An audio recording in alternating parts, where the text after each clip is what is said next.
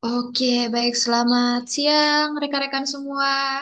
Waduh, ini tadi sudah ramai ya di waiting roomnya. Terus ini tadi ada yang sedang bersukaria nih. Tadi saya lihat nih, tim kami juga lihat. Halo Pak Andi, boleh monggo Pak Andi, silakan untuk on kameranya. Iya, siap, mantap, Pak. Oke, baik rekan-rekan semua, selamat siang dan selamat datang di CPM Talks 2025. Jadi, rekan-rekan semua, terima kasih banyak sudah mendaftar ya di program webinar kita pada siang hari ini dari jam 2 sampai dengan jam 3 nanti. Nah, sekedar informasi, sekilas informasi bahwa CPM atau Certified Professional Marketer adalah pengakuan tertinggi bagi para profesional pemasaran yang telah mencapai kompetensi terbaik di bidangnya. Diakui tidak hanya di Indonesia, tetapi juga di tingkat Asia. Jadi teman-teman semua di sini sertifikasi ini bisa menjadi standar keunggulan bagi mereka yang ingin terus berkembang dalam dunia marketing, baik secara akademik maupun praktis di awal tahun 2025 ini. Baik, untuk sesi kita pada hari ini, kita akan membahas mengenai Marketing for Tomorrow, a Forward Thinking Outlook, di mana nanti pada sesi ini kita akan hadir dua pembicara kita ya, dan beliau-beliau ini akan sedikit memberikan pemaparan inspiratif yang mungkin nanti bermanfaat bagi rekan-rekan semua yang hadir pada acara kita hari ini. Sesi hari ini akan diawali oleh Bapak Ardi Ridwansyah, CPM Asia selaku Deputi CEO Market Institute yang akan membahas tren marketing di tahun 2025. Kalau begitu saya izin untuk sapa terlebih dahulu sudah hadir bersama kita. Selamat siang Pak Ardi. Selamat siang, Kinta. Selamat siang, Bapak Ibu sekalian. Pak Edi, terima kasih, Pak, sudah meluangkan waktu. Sama-sama Pak Adi. Oke, monggo. Kemudian kita juga akan mendengarkan pengalaman langsung dari Pak Edi Kurniawan, CPM Asia. Beliau merupakan Executive Vice President EVP Telkom Regional 2 dengan wilayah kepemimpinan Jabodetabek, Banten, dan Jawa Barat yang juga diberi kepercayaan menjadi Komisaris PT Telkom Akses dan Ketua Komite Evaluasi dan Monitoring Perencanaan Risiko PT Telkom Akses. Pak Edi Kurniawan ini kerap disapa Pak Iwan telah berkecimpung di industri telekomunikasi sejak tahun 1996 dan dalam perjalanan 28 tahun tersebut beliau telah menjalani berbagai peran di dunia marketing.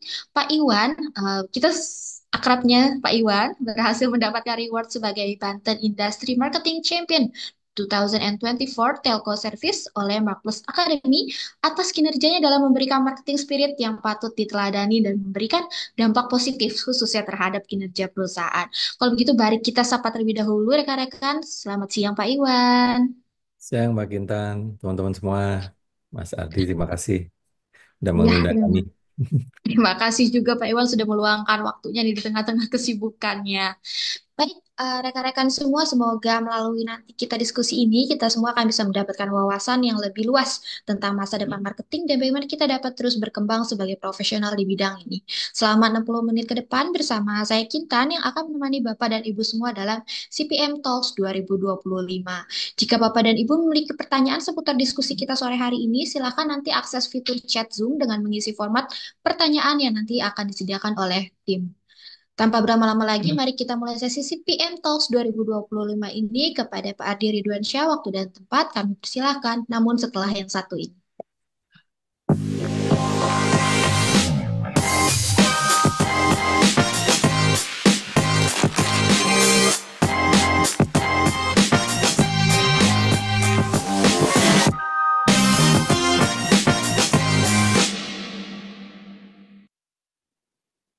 Baik, selamat siang, Bapak Ibu sekalian. Terima kasih sekali lagi, Pak Iwan, sudah meluangkan waktu untuk sharing ya. Beliau ini pada saat wisuda batch yang terakhir ya, batch 59, mewakili wisudawan yang lain, kalau istilah kami ya, untuk menyampaikan mungkin kayak sambutan dari wisudawan terbaik kalau di acara wisuda gitu ya, Pak Iwan ya. Dan hari ini beliau sharing lagi. Kali ini lebih informal sambil ngobrol-ngobrol untuk lebih tahu seperti apa itu CPM Asia. Nah, mungkin karena waktu kita terbatas, saya coba sharing sedikit tentang topik pada ini topik yang menurut saya menarik sekali ya, bicara marketing for tomorrow. Jadi marketing itu masa depan.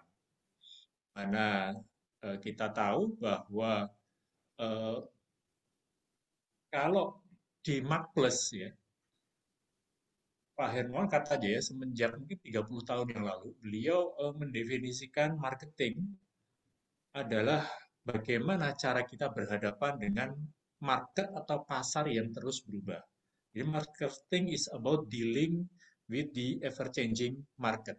Bahkan semenjak 3 dekade yang lalu, Pak Hermawan itu ketika menuliskan kata marketing itu secara khusus beliau di beberapa tulisan, Bapak Ibu bisa cek, menuliskannya market dash ing gitu ya. Market dash ing. Jadi eh, untuk menggambarkan ini sebuah proses kalau di dalam apa bahasa Inggris present continuous tense gitu ya. Dealing dengan market yang terus berubah.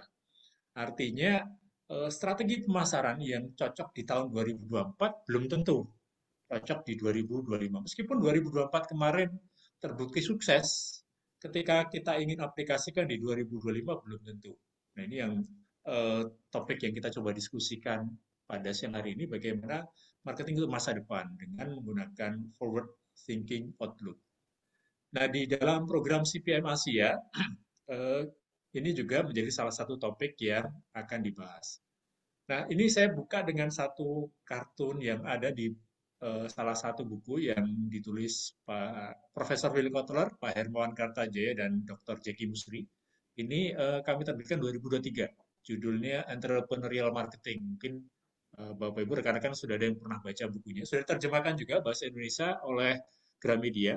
Ini di chapter pertama ada kartun ini yang menulis membuat kartunya Putri Mas Jeki sendiri ya, salah satu penulisnya kebetulan kartunis, desainer, di request lah lukisan ini. Untuk menggambarkan bahwa ilmu atau strategi pemasaran, marketingnya, itu seringkali kalah cepat dengan perubahan market itu sendiri. Jadi strateginya baru sampai level 3 gitu ya, marketnya berubah sudah sampai level 4 dan 5, digambarkan dengan kartun seperti ini. Karena itu mau tidak mau memang kita sebagai marketer ya harus punya pemikiran yang terus berorientasi ke masa depan. Harus mencoba melihat masa depan ini bergeraknya kemana. Bahkan sebelum itu terjadi, kita harus sudah punya forward thinking, sudah bisa menebak, menerka. Kalau bahasa kami, outlook ya, harus bisa menerka kemungkinan-kemungkinan yang terjadi di masa depan, bahkan sebelum tren itu terjadi. Dan ini yang melahirkan banyak produk-produk yang disruptif. Eh, Tidak hanya masa sekarang sebenarnya, bahkan di masa-masa yang sebelumnya. Dulu ketika Henry Ford kemudian menginisiasi industri otomotif, dia bilang bahwa kalau saya menunggu customer minta atau saya nanya customer maunya apa, customer akan bilang karena waktu itu belum ada industri otomotif kan, untuk transportasi mereka akan bilang saya butuhnya adalah kuda yang larinya lebih cepat. Belum kepikir orang bahwa akan ada industri eh, mobil otomotif yang bisa melaju dengan kecepatan tinggi tanpa menggunakan kuda. Dan ini pola pikir yang sama dipakai oleh Steve Jobs, juga dipakai oleh Elon Musk.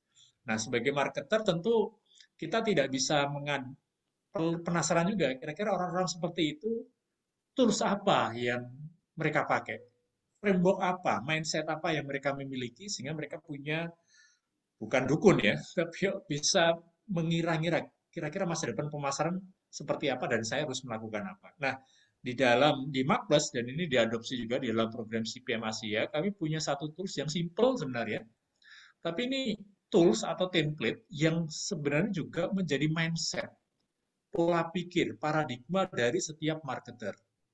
Bahwa sebelum kita menyusun strategi tadi, sebelum kita mendesain saya mau melakukan apa tahun depan, maka kita harus bisa memiliki outlook, memiliki pandangan jauh ke depan, kira-kira 2025 ini sampai akhir nanti dinamikanya akan seperti apa.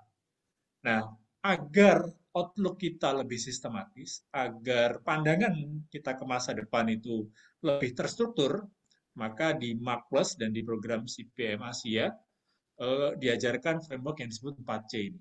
Yang sebenarnya sangat simpel sekali, framework ini menjawab pertanyaan, hal-hal apa saja yang perlu kita cermati sehingga kita bisa menyusun strategi yang relevan dengan dinamika pasar dengan perubahan. C pertama adalah change, perubahan makro yang ada di sekeliling kita, yang relevan dengan bisnis kita. C kedua adalah customer, C ketiga kompetitor, dan baru kita bicara C keempat, yaitu company kita sendiri. Dari 3C yang pertama kita jadi tahu opportunity apa yang mungkin muncul, threat atau ancaman apa yang mungkin muncul, baik secara makro maupun mikro. Misalnya dengan yang dari minggu lalu ya, sudah ramai juga ketika Donald Trump akhirnya dilantik dan dia langsung di hari-hari pertama mengeluarkan executive order. Dan minggu ini bikin gara-gara lagi ya di level global dengan menerapkan tarif. Bagaimana dia sudah warning ya, akhirnya dia menerapkan tarif untuk Kanada, Meksiko, dan China. Nah, sekarang memang baru 3 negara ini, tapi dengan tools ini kita harus bisa menebak kira-kira ke depan tarif pembatasan barang masuk ke Amerika akan dilakukan ke siapa lagi? Akankah juga ke negara-negara Asia yang lain? Atau seperti apa? Sehingga kalau kita kemudian sebagai pebisnis, kita punya market di Amerika, kita perlu bersiap-siap melakukan diversifikasi, jangan-jangan kita juga perlu antisipasi ketika kemudian Amerika menetapkan tarif untuk masuk barang-barang dari Indonesia juga.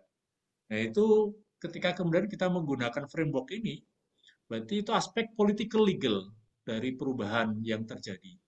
Perubahan politik dan hukum baik di tingkat global, regional Asia maupun di Indonesia. Kita perlu cermati. Demikian juga perubahan teknologi dengan adanya perlombaan perusahaan-perusahaan AI ya. Minggu ini rame ya DeepSeek dari China yang muncul. Dan sesudah DeepSeek sebenarnya ada lagi ya Qwen ya dari yang dikeluarkan oleh Alibaba yang diklaim lebih bagus lagi dari DeepSeek. DeepSeek aja udah bikin gonjang-ganjing, ini ada lagi katanya yang dikeluarkan oleh Alibaba. Nah, teknologi. Kita lihat juga secara ekonomi, social culture, dan market. Apa yang, dinamika apa yang terjadi, dan kemungkinan apa yang harus kita lakukan. Nah, baru kemudian kita masuk juga ke level mikro, ada kompetitor, customer, dan secara internal company. Dengan menganalisa kemungkinan yang terjadi, jadi tools ini sebenarnya tidak hanya memetakan apa yang sudah terjadi, tapi juga membantu kita, merangsang kita untuk melihat kemungkinan-kemungkinan apa yang mungkin terjadi, baik di level makro maupun mikro. Nah, ini saya coba tunjukkan, rekan-rekan mungkin yang penasaran kalau untuk konteks CPM Asia kira-kira aplikasinya seperti apa. Ini eh, ini Pak Iwan, ini contoh pertanyaan CPM Asia di batch 60 Pak. Jadi setelah batch Bapak ya, batch 60 ini salah satu contoh case menggambarkan tadi ya. Jadi ini bicara bahwa dengan ada dinamika tadi, Bapak rekan-rekan sekalian ya, dengan mengamati perubahan makro ya, dengan mengamati perubahan kompetisi, perubahan perilaku customer, dan juga perubahan mungkin kebijakan di company, seringkali perusahaan harus melakukan repositioning, mengubah positioning, image yang eh, dia munculkan, dia sampaikan kepada customer.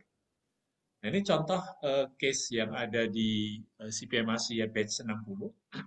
Jadi pertanyaannya adalah, nah ini pertanyaan terbuka kalau ini, contoh pertanyaan terbuka. Jadi kalau di CPM Asia kadang-kadang ada pertanyaan terbuka seperti ini. Kita diminta untuk memilih satu brand di negara kita. Karena ini kan ujian CPM Asia ini di berbagai negara, 16 negara ya, kalau nggak salah sekitar 16 negara lebih.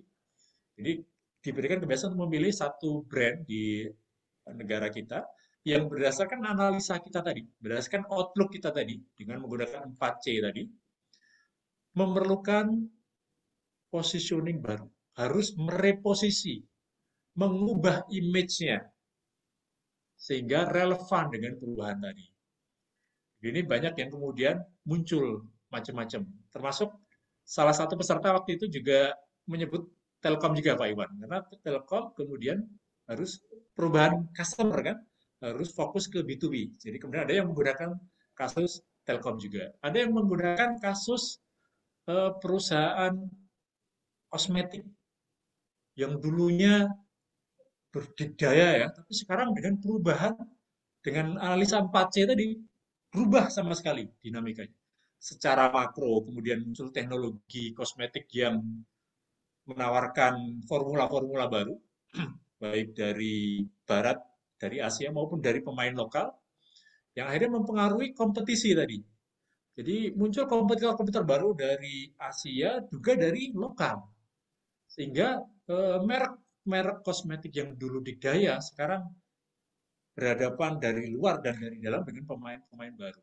Dan customer pun berubah. Sekarang kita berhadapan dengan customer Gen Z.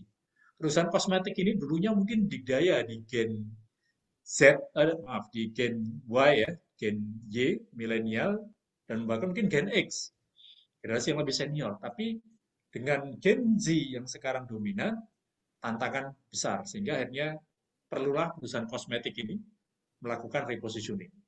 Ini contoh bahwa dengan menggunakan analisa 4C tadi, maka kita akan bisa jadi sampai pada satu kesimpulan, tanda kutip kesimpulan radikal ya. Jangan-jangan memang kita perlu mereposisi brand kita sehingga lebih relevan dengan perubahan tadi. Nah ini contoh case Bapak Ibu rekan-rekan sekalian yang muncul nih case real, real dalam arti real muncul di ujian CPM dan ini case real yang akan kita hadapi ya sebagai marketer.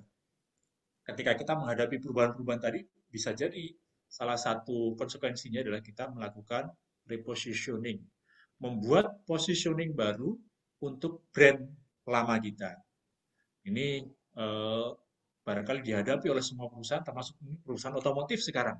Dengan teknologi EV, tadi pagi baru saja kami diskusi ya, dari jam 8 sampai setengah 10 dengan Pak Hermawan, dengan tim manajemen, Tesla versus BYD. Sama-sama perusahaan EV, sama-sama, tapi kita tahu Tesla mungkin lebih dulu, BYD sebagai follower, tetapi punya strategi yang berbeda. Salah satunya kita analisa dengan menggunakan analisa 4C tadi. 4C tadi. Bagaimana kemudian Tesla bisa keluar dengan ide hanya menggunakan produk EV yang lebih massal karena sebelumnya dia lebih memproduksi mobil listrik tapi untuk supercar hanya untuk niche market.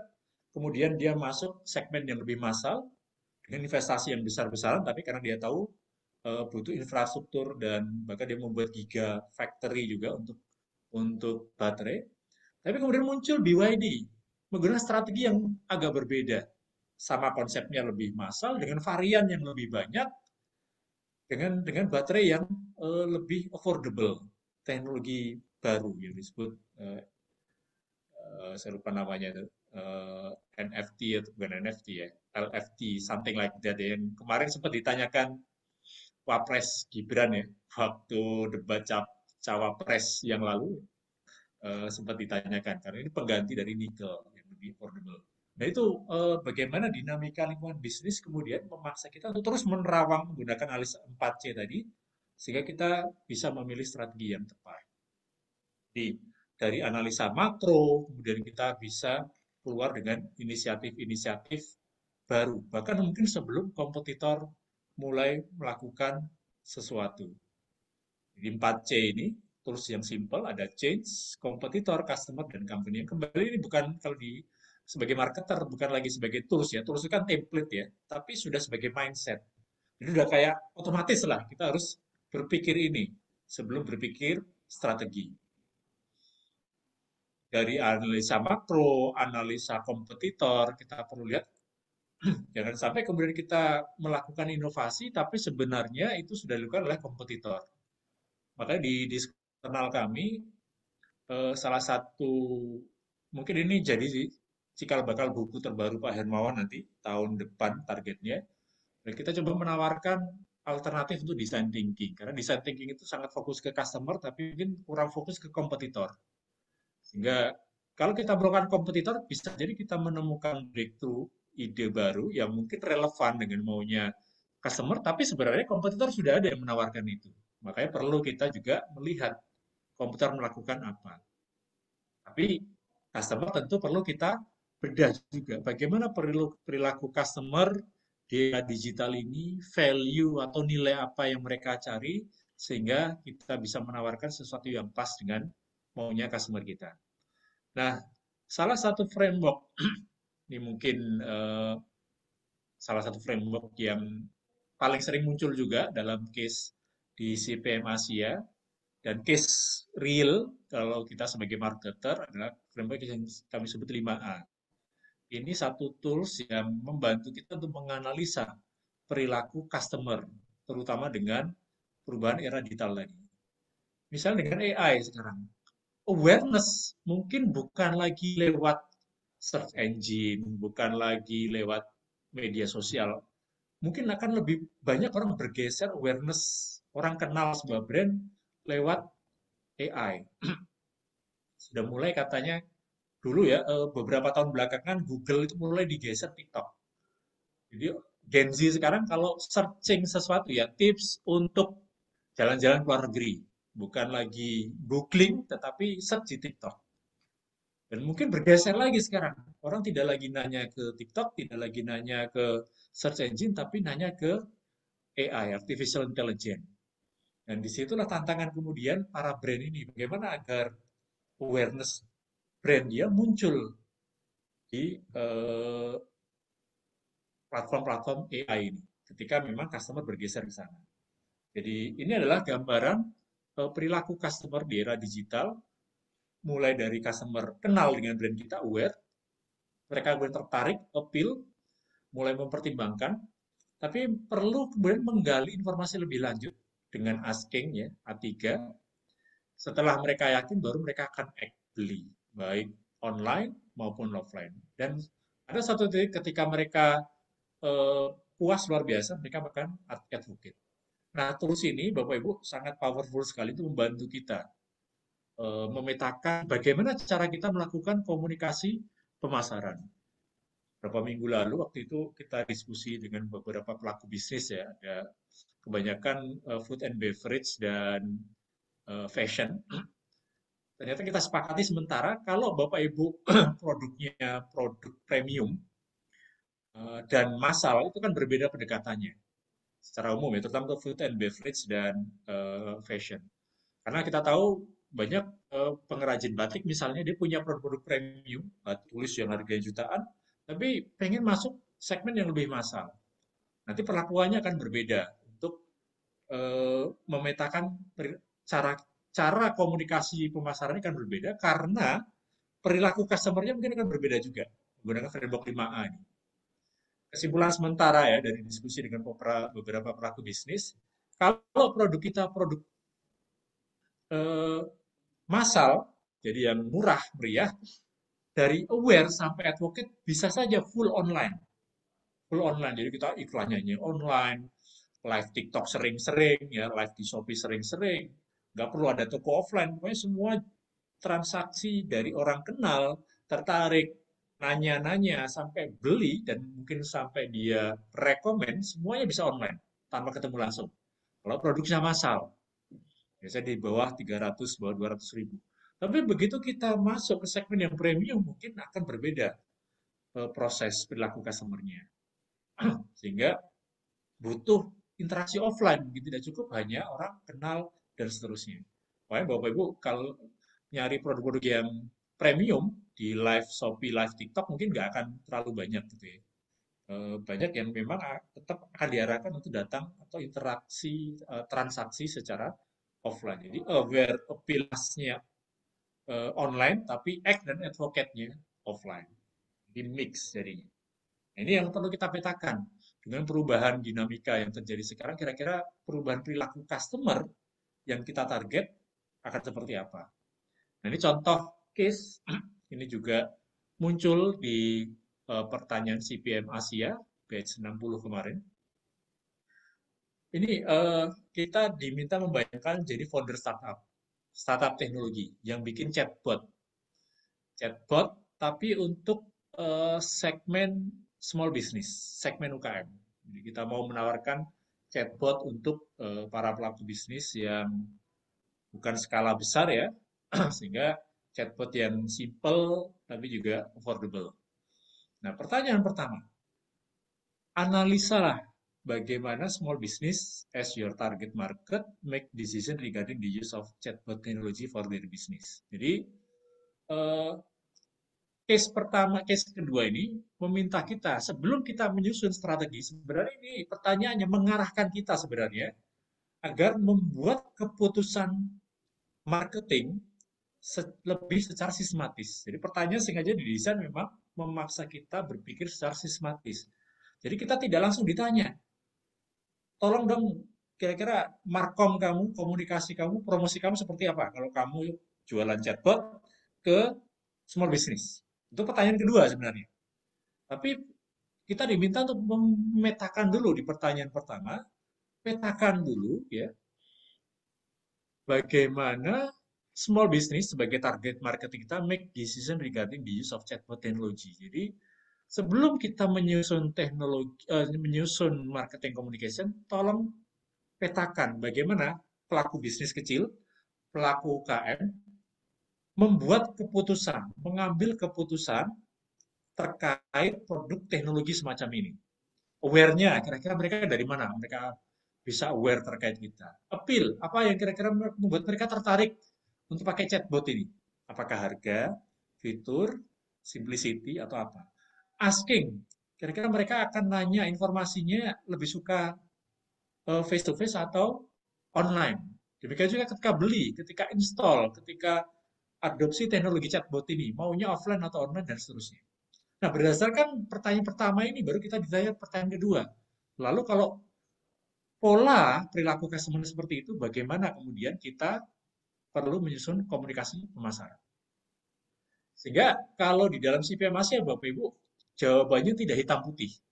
Ada mungkin, kan pertanyaan yang kedua itu agak lebih menantang ya. Kita ditanya, kira-kira kamu akan lebih banyak pakai above the line, pakai iklan gitu ya, pakai eh, ibaratnya analoginya itu seperti angkatan udara atau below the line yang lebih personal, sales yang datang pakai community dan seterusnya.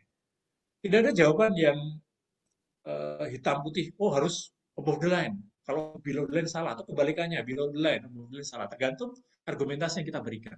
Kalau di pertanyaan pertama kita asumsikan bahwa perilaku UKM di Indonesia itu akan butuh nanya secara langsung, secara offline, maka mungkin jawaban kita yang kedua adalah below the line. Harus pakai tim sales atau community. Sehingga tetap ada interaksi secara offline dengan target marketing. Tapi kalau kita asumsikan karena ini produknya simple, orang bisa simulasikan secara online, lebih efisien pendekatan above the line secara digital. Jadi jawaban tidak ada jawaban mutlak hitam putih, tetapi tergantung argumentasi yang kita berikan. Inilah menariknya kalau kita bicara analisa bisnis, karena memang di dunia bisnis tidak hitam putih, maka di dalam case CPM Asia pun tidak hitam putih.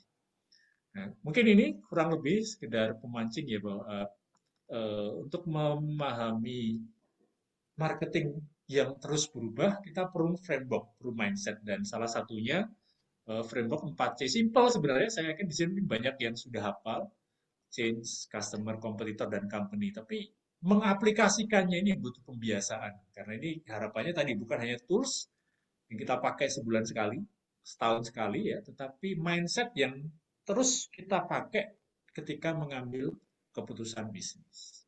Baik, itu mungkin Kintan untuk diskusi kita ya, pengantar diskusi kita. Oke, baik. Terima kasih banyak Pak Ardi untuk paparannya tadi. Semoga rekan-rekan semua nih yang memperhatikan tadi paparannya dari Pak Ardi sedikit kebayang apa saja sih sepertinya apa saja materi ataupun framework yang nanti mungkin akan rekan-rekan temui apabila memang rekan-rekan mengikuti program dari CPM Asia ataupun ICPM. Jadi tadi Pak Ardi sendiri juga beberapa ada mention ya bahwa market itu selalu berubah dan itu tadi hanya bagian kecil contoh dari bagaimana marketing outlook itu diterapkan di tahun 2025. Oke, baik rekan-rekan semua, terima kasih Pak Adi untuk paparan. Kita akan bertemu kembali di sesi Q&A dan mungkin rekan-rekan semua saat ini kita akan memasuki sesi kedua, yaitu sesi paparan dari alumni kita. Nah, sebelumnya mungkin saya izin untuk memperkenalkan dulu nih alumni kita, Pak Iwan. Boleh monggo di-share?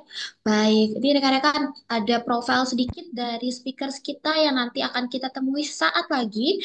Jadi Pak Iwan ini memang dilihatnya dari experience-nya, dari awarding-nya, education, bahkan certification and training-nya sudah sangat lengkap sekali.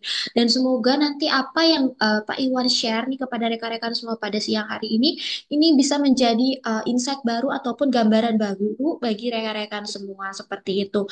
Dan ini sudah dilihatnya bahwa dari CV sekilas CV-nya dari Pak Iwan saja sudah dilihat kan bahwa beliau ini sangat memiliki pengalaman yang banyak dan juga kompeten di bidang marketing seperti itu. Tentu saja karena beliau pun sudah lulus ya CPM Asia ya Pak Iwan. Oke, baik. Kalau begitu, terima kasih rekan-rekan. Kita akan masuk ke sesi Pak Iwan, namun setelah yang satu ini.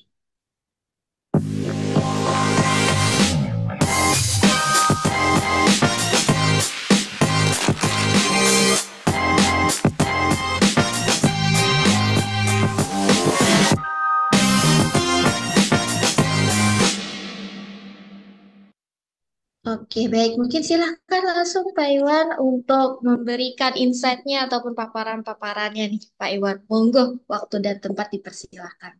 Ya, terima kasih Mbak Kintan, Mas Adri izin sekilas kita akan cerita tentang bagaimana memanfaatkan beberapa materi yang sudah didapatkan di CPM Asia untuk beberapa activity yang kita mungkin akan gunakan dalam setiap aktivitas yang kita lakukan ya, khususnya dalam hal yang bersifat marketing.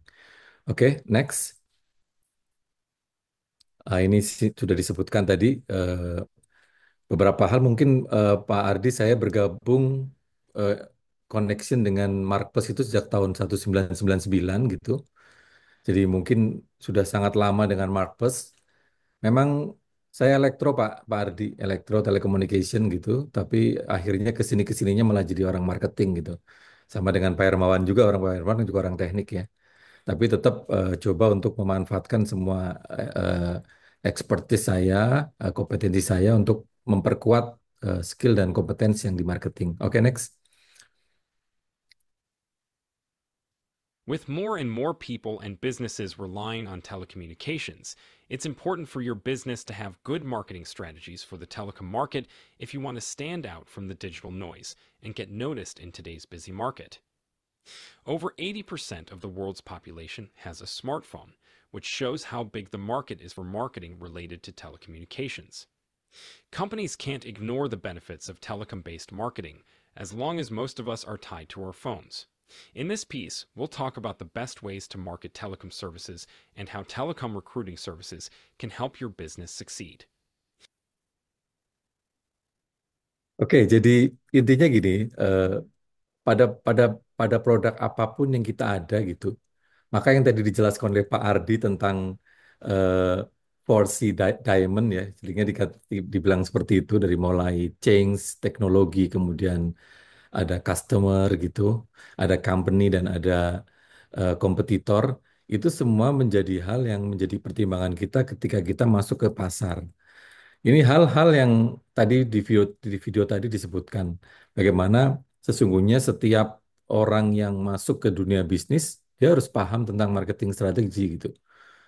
Dia bisa menggunakan data analitik. Saya orang sistem informasi, jagoan data analitik, nggak punya mindset strategi marketing, mau ngomong apa gitu. Data mana yang mau dikeluarkan gitu. Data mana yang berguna untuk bisnis kita tidak bisa berbicara seperti itu. Tapi ketika kita punya framework yang bagus tentang marketing strategi, kita mau komunikasi dengan customer seperti apa, maka research itu, data analitik itu bisa kita gunakan secara bagus. Ini pentingnya bagaimana seseorang itu punya certification. Tadi mungkin secara singkat tadi saya jelaskan, saya mungkin di teknik elektro gitu, saya juga S2 Marketing Management, ambil di sistem informasi, saya masih merasa perlu untuk certification Pak Ardi. Bagaimana tidak, karena updating terhadap kompeten dan skill saya itu paling tidak bisa berguna untuk setiap pekerjaan yang kita lalui. Ini contoh yang paling mudah di Indonesia. hanya 3,2 juta tenaga kerja yang tersertifikasi, atau 2,5% dari 131 juta orang misalnya. Ini saya pikir worry juga gitu. Kemarin Apple nggak bikin pabrik, Pak Ardi. Alasannya karena katanya kompetensi people-nya tidak mumpuni untuk menangani produk-produk yang akan didelivery dari Apple gitu. Nah, kenapa? Ya salah satunya mungkin ini ya, salah satu certification yang mungkin belum bisa diyakini oleh global company atau global bisnis yang akan masuk di Indonesia bahwa eh, people kita bisa untuk menangani seluruh change tadi, teknologinya dan sebagainya gitu. Nah, sebenarnya kalau kita lihat di survei global, ketika kita punya sertifikasi-sertifikasi yang diakui oleh dunia, maka sebenarnya itu juga berimpact pada salary kita gitu, pada take home pay kita. Jadi tidak ada sama sekali kerugian ketika kita mempunyai sertifikasi. Yang ada adalah keuntungan baik untuk mempermudah pekerjaan kita maupun kita juga bisa eh, terchallenge ya mendapatkan beberapa opportunity untuk mendapatkan take home pay yang lebih tinggi dari yang sudah ada. Next. Eh, Tadi Pak Ardi berbicara baru dua hal mungkin Pak Ardi. Baru bicara di marketing strategi, baru 4C Diamond gitu. Di marketing strategi ini, dulu saya belajar di Marketplace ini satu-satu Pak Ardi. STV Triangle sendiri, apa namanya seminar sendiri gitu.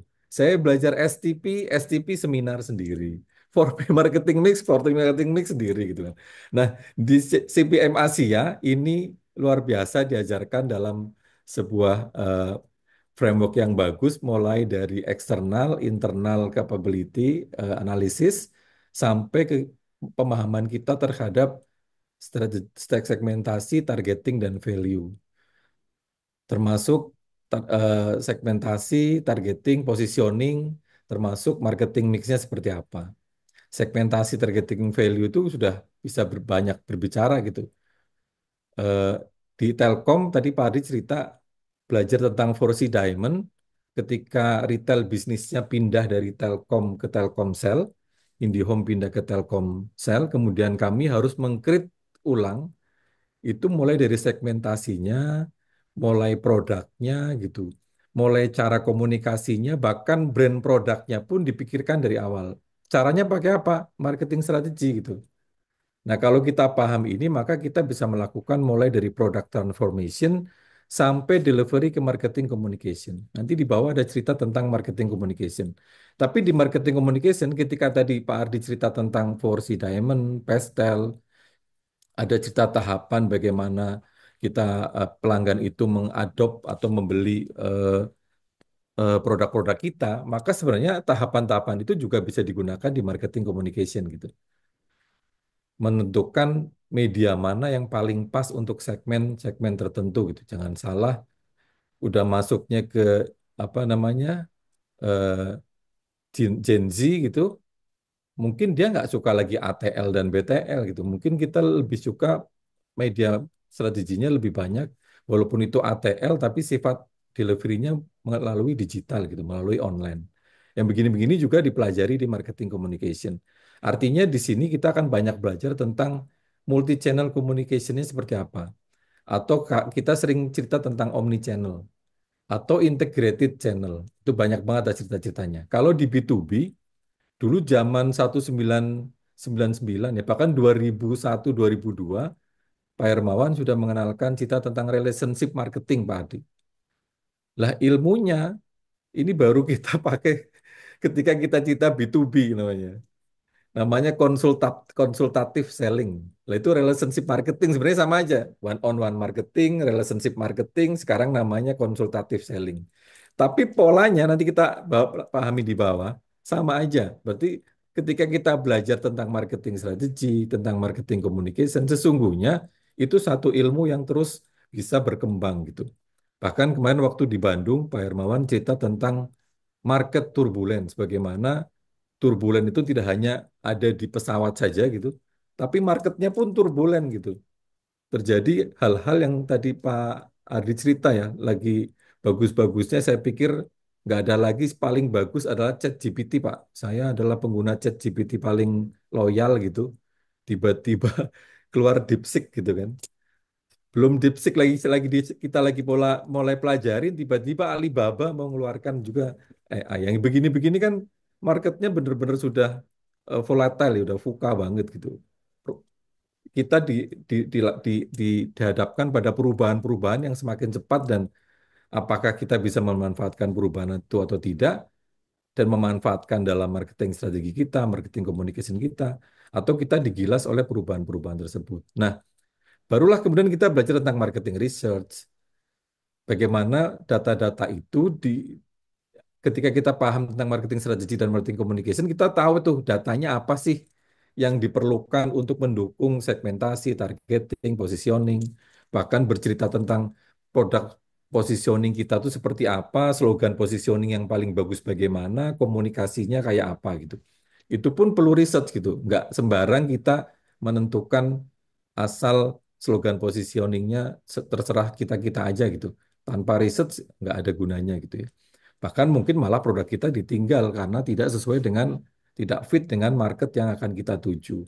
Pakai apa? Pakai big data analitik, pakai gradient boosting. Gradient boosting itu menentukan bagaimana setiap indikator produk, indikator channel, indikator pricing itu bisa kita tentukan sebenarnya dari indikator-indikator itu atau variabel-variabel itu mana sih yang paling berimpact pada sales, mana sih yang berimpact pada revenue, mana sih yang berimpact pada pilihan-pilihan customer. Ini gradient boosting. Diajarkannya di mana? Di sistem informasi. Oh, berarti sistem informasi kaitannya kuat dong dengan marketing dan sebagainya. Kalau kita orang marketing dan marketing strategi gitu, maka kita bisa memanfaatkan output-output dari big data analitik, gradient boosting ini untuk memperkuat dan meyakinkan bahwa strategi yang kita tetapkan itu fit. Di sini memang tadi diceritakan tentang Asia Business dan Asia Marketing Management. Telkom, Pak Adi, teman-teman semua, ini malah lebih ke global bisnis gitu. Kita menjalin kemitraan strategi dengan the giant global teknologi. Pilihannya ketika kemudian masuk ke teknologi yang volatile, yang VUCA gitu, yang perubahannya demikian cepat, pilihannya adalah kita bikin sendiri teknologi tersebut atau kita memilih kemitraan strategis. Jangan-jangan kita lagi bikin teknologinya sudah ganti lagi teknologi yang lain gitu. Itu kan pilihan-pilihan seperti itu adalah pilihan-pilihan yang kita bisa manfaatkan ketika kita berbicara tentang marketing di sisi Asia Business maupun Asia Marketing Management. Telkom memilih untuk melakukan eh, partnership atau kemitraan strategi dengan the giant teknologi, dengan Google, dengan Microsoft, dengan banyak hal kita menjalin kerjasama mereka dan melakukan bundling-bundling kerjasama produk yang bisa dideliverikan untuk memberikan value kepada eh, customer kita gitu. Oke, next. Ini contoh yang paling mudah mungkin ya saya ceritakan tentang bagaimana tadi marketing communication itu bisa digunakan dalam eh, meyakini bahwa yang kita lakukan itu benar. Sebenarnya teman-teman, ketika kita cerita tentang customer apa namanya eh, adoption itu atau buying customer itu pilihannya adalah kita memilih produk superiority atau brand superiority. Kalau brand produk superiority, mainannya ada di pricing dan functional benefit, biasanya ini gampang banget pelanggan itu berpindah gitu. Ada harga yang lebih murah, dia pasti akan memilih eh, produk yang harganya lebih murah. Kalau dia ada produk dengan harganya sama tapi fungsinya lebih besar, maka dia akan memilih hal tersebut. Kita dipelajari di marketing strategi maupun yang kita pelajari itu kita mengarahkan ke produk superiority menjadi brand superiority. Jadi sifatnya lebih ke arah love connection gitu. Kecintaan kita kepada produk. Nah, hal-hal seperti ini dipertimbangkan ketika pada zaman pandemi kemarin kita Telkom melakukan pemasaran IndiHome gitu. Zamannya sedang pandemi, masyarakat sedang kesusahan gitu dengan kondisi apa namanya ekonomi yang tidak demikian bagus, bagaimana caranya kita mempromosikan atau mengkampanye produk IndiHome gitu. Kalau kita jualan IndiHome aja, ini customer bisa marah ini, masyarakat bisa marah loh. Telkom enak aja dapat uang banyak gitu. Kami lagi kesusahan ekonomi, kesusahan ini dan sebagainya gitu. Maka setiap campaign waktu kemarin itu, waktu zaman IndiHome kemarin adalah kita mencoba untuk combine antara eh, 3C tadi, connectivity, creativity dan sifatnya yang lebih ke arah caring gitu. Jadi mud- ketika kita berbicara tentang IndiHome, kita ceritanya tentang charity gitu. Bahwa kita dari Sabang sampai Merauke mencoba membuat program-program yang meningkatkan creativity gitu. Kemudian memberikan charity kepada yang memerlukan. Baru kita cerita tentang IndiHome-nya gitu. Jadi Tamar kita promosi IndiHome padahal kita kita bungkus dengan creativity dan charity. Akhirnya apa? Masyarakat tidak merasa apa namanya tertekan dengan kondisi IndiHome, malah promo terkait dengan produknya di saat era pandemik. Next, satu lagi terkait dengan B2B. Next, eh, Mas Wira. Lah, ini juga kita gunakan Pak Ardi. Dari mulai tadi yang 4C Diamond gitu ya. Ada 4, kita belajar tentang teknologinya bagaimana, perubahan customer-nya seperti apa. Itu biasanya kita berbicara di lead sama opportunity gitu. Kita tahu ada perubahan teknologi, kebutuhan customer itu di sini. Telkom membuat namanya MAPS, Marketing Account Profile. Jadi semua account itu punya profile tentang kebutuhan dan opportunity-nya. Kemudian dari situlah kita mendeliverikan proposal. Proposal ini bisa bisa berupa proposal delivery produk maupun layanan solution, tapi juga bisa privilege gitu. Tidak transaksional gitu. Kita menawarkan, Bapak nggak usah bayar yang begini-begini mah belajar sama Telkom aja gitu. Karena Bapak pelanggan Telkom, saya ajarin nih tentang beberapa hal yang Telkom mumpuni di situ dan tidak perlu transaksional. Ini untuk apa? Agar ada love connection gitu. Jadi proposal ini bisa berupa transaksional, bisa berupa value yang kita deliverikan kepada customer. Yang hasilnya adalah, pengennya adalah kontrak gitu loh. Seperti itu. Jadi itu hal-hal yang mungkin bisa kita sharing ya ketika kemudian berbicara tentang bagaimana kita belajar tentang CPM Asia, ternyata secara daily gitu, activity itu dipakai semua gitu ilmunya gitu. Nah, memang agak berat Pak. Saya akui CPM Asia kemarin itu salah satu pelatihan yang saya anggap cukup challenging gitu, tapi menarik lah. Hasilnya setelah kita lulus itu juga kita juga cukup berbangga gitu. Ini kita bisa mengikuti hal-hal yang sifatnya lebih proven bahwa kita engage dengan kompetensi yang ada di marketing. Itu saja mungkin Pak Adi yang bisa saya sampaikan. Terima kasih Mbak Kitan, saya kembalikan. Iya, terima kasih banyak Pak Iwan untuk insight-nya. Di sini rekan-rekan Pak Iwan langsung yang menerapkan dari hasil beliau gitu ya ketika mengikuti CPM Asia dan sekiranya apa saja yang sudah diterapkan selama ini di dalam Telkom seperti itu. Oke, baik mungkin seperti itu rekan-rekan semua kita akan masuk ke sesi yang terakhir yaitu sesi Q&A. Jadi di sini rekan-rekan yang masih ada pertanyaan atau ingin bertanya silakan untuk mengirimkan pertanyaan di kolom chat Zoom ataupun boleh untuk raise hand seperti itu. Kita akan terima mungkin 2 sampai 3 pertanyaan saja karena waktu kita terbatas. Kalau begitu kita akan masuk ke sesi Q&A namun setelah yang satu ini.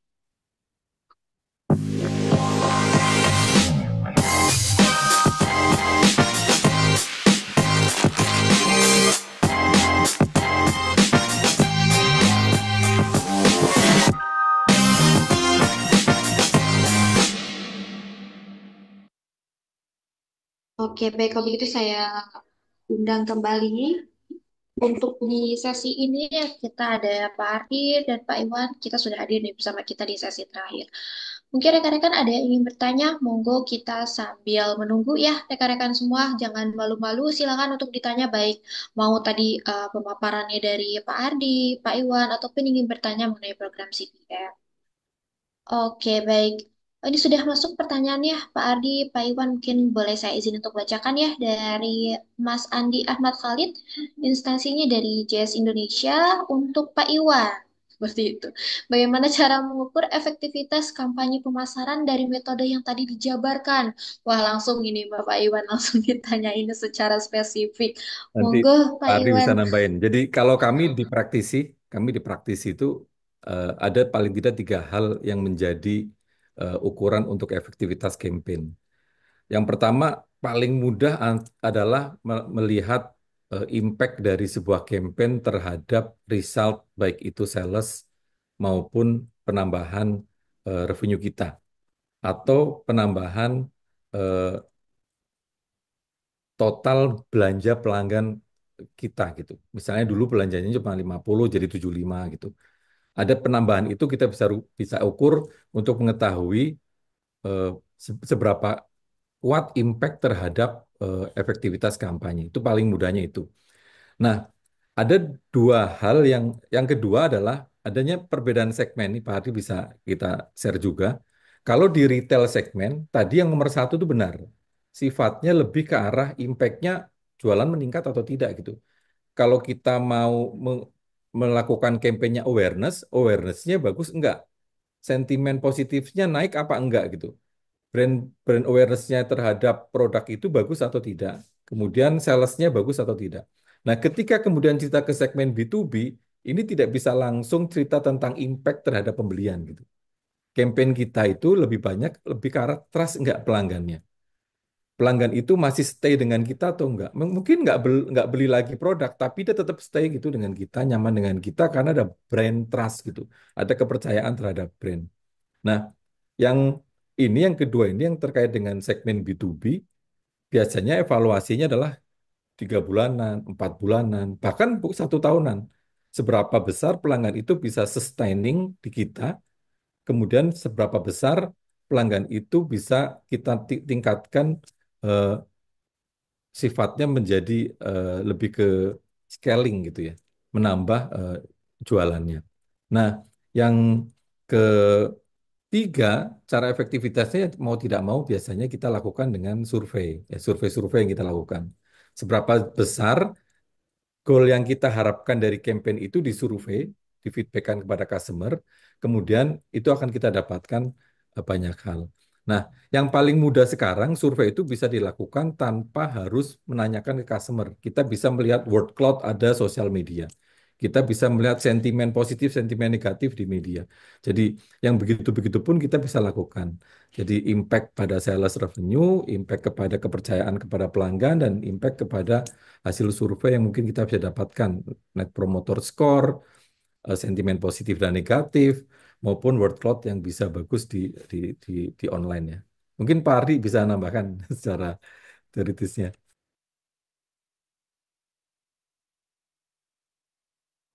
Ya, terima kasih Pak Iwan. Tadi pertanyaan dari Pak Andi Ahmad ya. Eh, ya, sebenarnya tadi sudah sangat praktis sekali apa yang disampaikan Pak Iwan. Di dalam CPM Asia, tadi Pak Edi sempat tampilkan juga di slide, ada satu subjek khusus yaitu marketing communication. Dan di situ memang dibahas bagaimana kita pertama sebelum memilih mau pakai digital atau tradisional, mau pakai above the line yang massal atau below the line yang lebih personal, kita eh, arahkan tadi seperti Pak Edi sampaikan juga menentukan target market dulu. Target market kita itu siapa?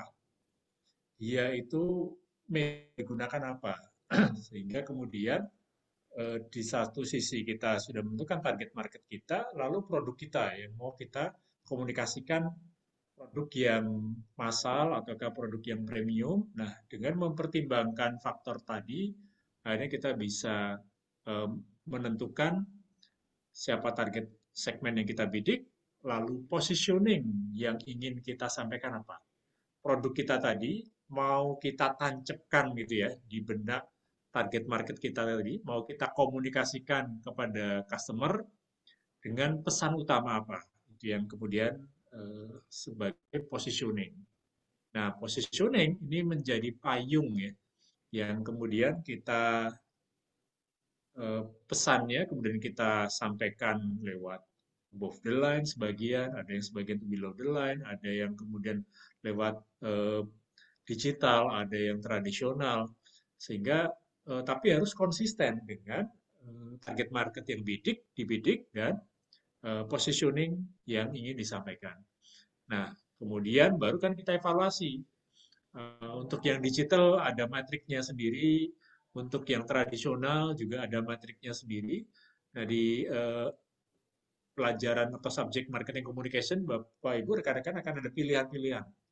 Kalau yang above the line, matriksnya umumnya ini. Nah, kita pilih. Kalau untuk konteks kita, target market kita, metrik mana yang ini. Tadi Pak Iwan sudah berikan contoh juga yang beliau lakukan. Demikian juga yang below the line. Kalau below the line-nya dalam bentuk event misalnya, metrik apa saja? Oh, jumlah pengunjung, jumlah lead yang bisa dihubungi dan seterusnya, dan jumlah sales yang bisa dihasilkan selama periode waktu tertentu. Nah, itu untuk yang bentuknya event. Karena setiap aktivitas, setiap media akan punya metrik atau pengukuran yang berbeda-beda. Mudah-mudahan jawab sehingga tergerak untuk ikut CPMAS-nya ya Pak Iwan ya. Siap, Nah, kalau lengkap, lengkap bagus Pak Adi. lebih banyak dibahas di sini. Oke, baik. Terima kasih Pak Iwan dan Pak Ardi untuk jawabannya. Ini mungkin sudah masuk lagi ke saya pertanyaan. Mungkin ini lebih ke arah program nih ya. Mungkin Pak Iwan monggo nanti sharing-sharing ataupun Pak Ardi ini ada pertanyaan dari Karina. Ini dari STY. Oke, baik, katanya pertanyaannya untuk kedua speakers. Apakah soal-soal untuk ujian CPM Asia ini sulit? Biasanya soalnya berbentuk seperti apa? Monggo silahkan mungkin dari Pak Ardi dulu atau Pak Iwan. Monggo mungkin Pak Iwan Sorry. mau sharing Tadi pengalaman di base sebenarnya Bapak. bocoran-bocoran tadi yang disampaikan oleh Pak Adis sifatnya seperti itu gitu. Memang kita harus paham banget terkait dengan hal-hal yang dipelajari tadi ya. Misalnya dijawab dengan forsi, dijawab dengan apa namanya STP, dijawab dengan beberapa approach atau framework yang eh, sudah kita pelajari. Jadi tadi termasuk untuk communication juga dijawab dengan beberapa metrik-metrik yang tadi sudah Pak Adi jelaskan. Jadi sifatnya menurut saya sih sebenarnya kalau dari sisi pertanyaan gitu cukup challenging gitu ya. Tidak terlalu kalau teman-teman biasa di marketing itu biasanya itu pertanyaan-pertanyaan itu eh, mudah gitu. Memang salah satu yang tantangan saya malah Pak Adi kecepatan menulisnya itu Pak. Karena soalnya harus kita jawab secara online gitu, dijawab di itu yang kemudian kita bagaimana menggunakan framework yang ada untuk menjawab pertanyaan-pertanyaan tersebut secara simple tapi efektif gitu. Jadi nggak terlalu panjang tapi tidak efektif menjawabnya gitu. Jadi itu yang tantangan-tantangan saya sih kalau dari saya Pak Adi. Kalau dari sisi use case ya, atau kasus, menurut saya sih tidak mengada-ngada gitu maksud saya. Tidak yang kemudian kasus yang dibikin mengada-ngada yang kita jadi susah enggak gitu. Itu kasus-kasus yang kita temuin sehari-hari gitu. Baik itu secara eh, eh, di lokal maupun di Asia gitu. Itu sih mungkin Pak Ardi. Monggo Pak Ardi kalau yang lebih detail. Jadi saya sepakat juga Pak Iwan. Salah satu tantangannya adalah membiasakan untuk menulis panjang, Pak ya. Tapi mungkin salah satu berkah tersembunyi dari pandemi ini, Pak Iwan, mungkin rekan-rekan sekedar tahu aja. Dulu sebelum pandemi, Pak, itu ujian itu masih offline, pelatihan offline, ujian offline, dan manual, Pak. Jadi tulis tangan gitu pakai kertas. Jadi bayangkan ya, kita sudah bertahun-tahun nggak pernah. Itu keluhan pertama adalah pegel-pegel habis ujian.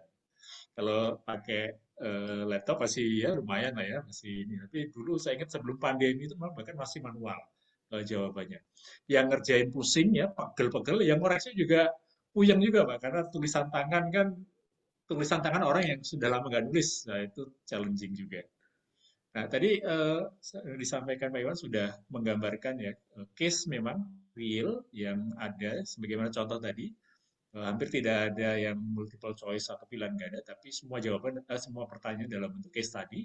Dan tadi seperti Bilo sampaikan, yang dinilai adalah kemampuan untuk memecahkan case dengan menggunakan framework tertentu.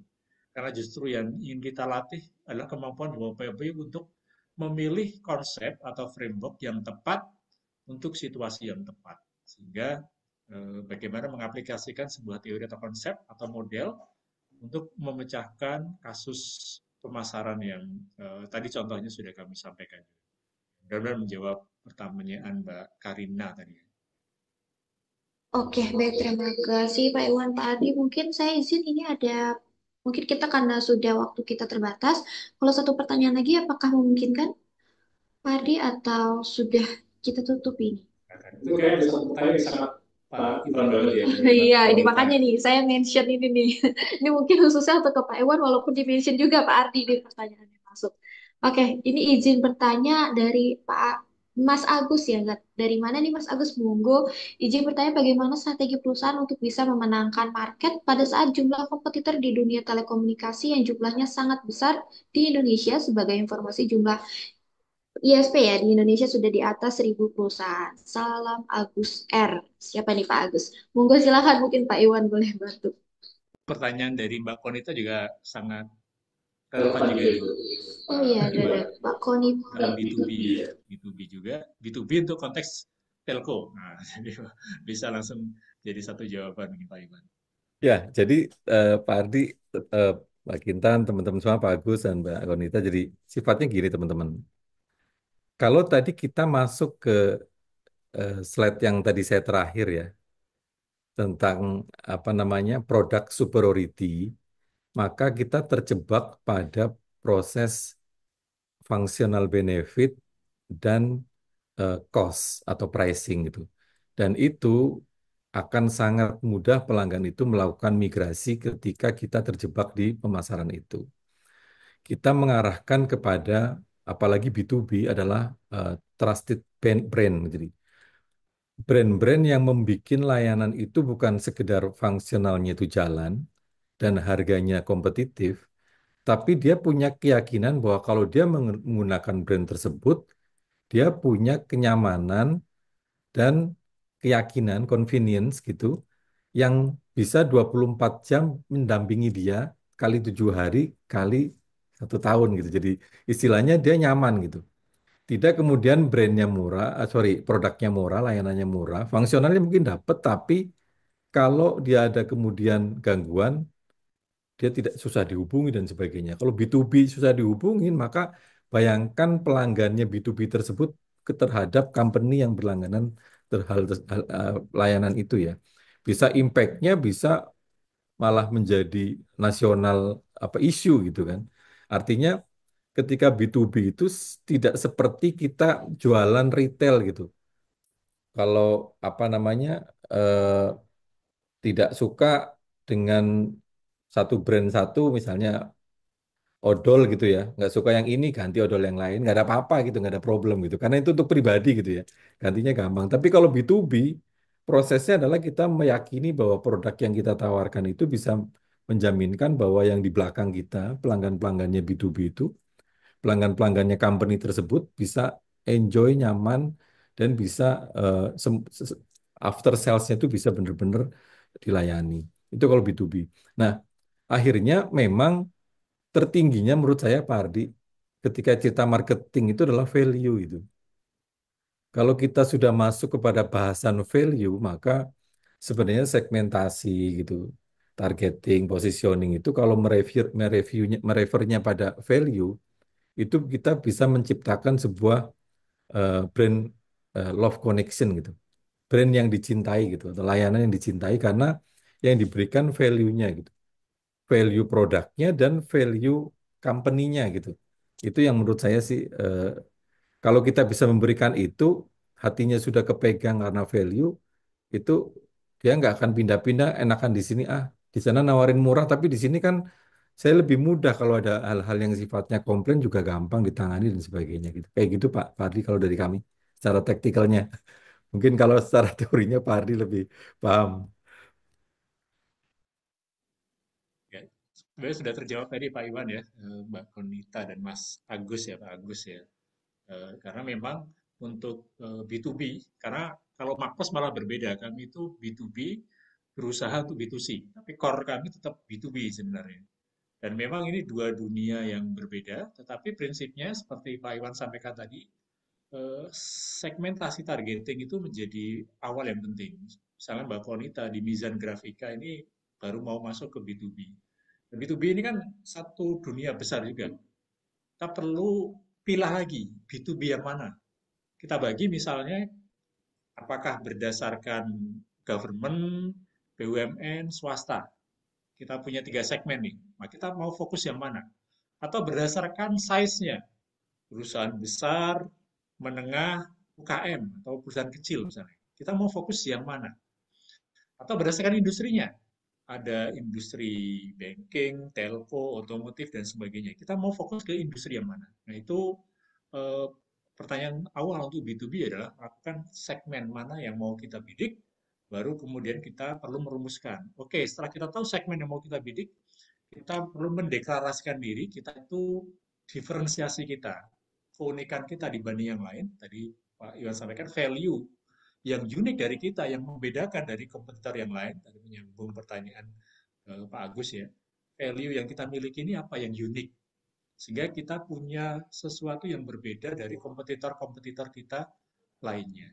Nah, kurang lebih jawaban singkatnya seperti itu. Nah, di dalam CPM itu kita rumuskan detail lagi, Bapak Ibu, untuk menjadi diferensiasi itu formulanya apa saja yang bisa kita pilih. Contoh-contoh kita melakukan segmentasi, caranya seperti apa. Memang eh, bisa nanti didiskusikan lebih dalam di dalam program CPM. Karena waktu yang terbatas, mungkin mudah-mudahan cukup menjawab pertanyaan Mbak Konita dan Mas Agus. Oke, baik. Terima kasih rekan-rekan semua untuk pertanyaan-pertanyaannya. Karena kita tadi sudah dimention ya untuk karena waktu kita terbatas. Terima kasih. Kita tutup untuk sesi Q&A. Kalau begitu saya juga ingin berterima kasih kepada Pak Iwan dan Pak Ardi atas jawaban-jawabannya. Semoga rekan-rekan semua tadi terjawab ya. Walaupun kita tadi langsung to the point gitu pertanyaannya. Nanti rekan-rekan kalau memang ingin bertanya lebih lanjut mengenai apa namanya strategi-strateginya ataupun ingin mengetahui lebih lanjut, monggo silahkan untuk nanti akan tim admin bantu di kolom chat seperti itu. Jadi rekan-rekan semua diinformasikan kembali bahwa kita nanti akan ada CPM itu di bulan Februari dan nanti pun ada untuk CPM Asia di bulan April. Jadi rekan-rekan kalau ingin tahu lebih lanjut, monggo silahkan untuk kontak person yang ada di kolom chat Zoom ataupun download pad yang sudah tim CPM kirimkan di kolom chat Zoom ini. Seperti itu. Baik, kalau begitu saya ucapkan terima kasih kembali kepada Pak Ardi dan Pak Iwan atas paparannya tadi sepanjang 1 jam ini, 1 jam lebih ini. Semoga insight dari speakers kita yang luar biasa ini bisa dapat menambahkan ilmu, walaupun hanya secuil gitu, ilmunya secuil dari luar biasa banyak ilmu yang nanti akan rekan-rekan mendapatkan selama mengikuti program CPM, bahwa nanti rekan-rekan pun akan lebih dalam dan mempelajari lebih banyak lagi dari yang mungkin tadi overview sudah disampaikan Pak Iwan untuk dari A to Z-nya secara garis besar dan dari secara spesifik dalam bentuk marketing strategi dan marketing outlook sudah dijelaskan oleh Pak Ardi seperti itu. Baik, kalau begitu rekan-rekan semua tak luput kami ucapkan juga kepada tim yang sudah menyiapkan sesi CPM Talks pada hari ini.